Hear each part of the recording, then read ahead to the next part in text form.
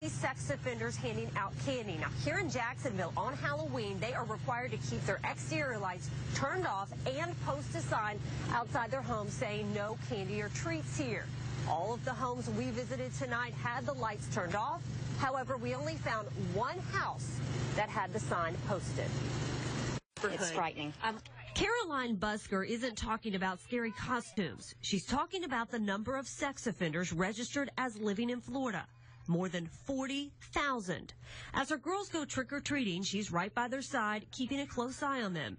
And having checked sex offender registries, she knows which areas to avoid. Well, we generally only go to houses we know, which is this is our neighborhood, so we pretty much know everybody in it, and you know which houses are safe and which are not.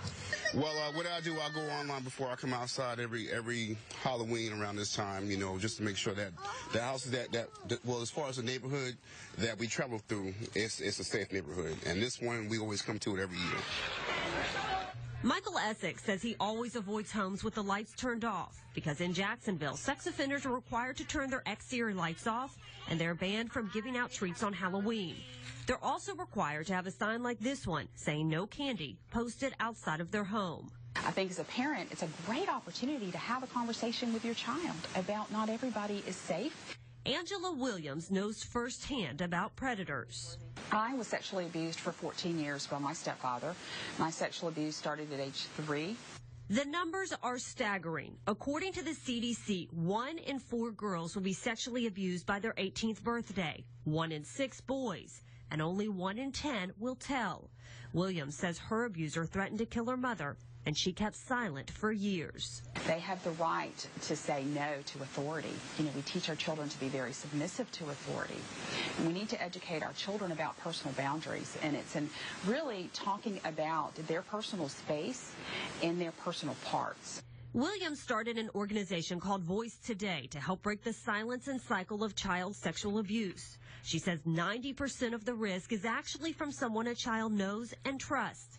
Parents, she says, should monitor one adult, one child contact closely. They have the right to say no to authority. You know, we teach our children to be very submissive to authority.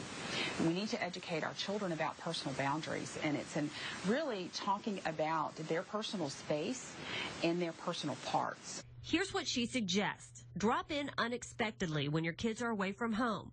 When they get back from a visit, ask how it was and pay close attention to their body language.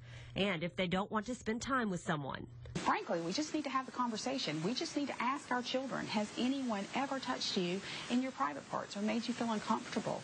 And those are conversations we're just not having. Oh, predators.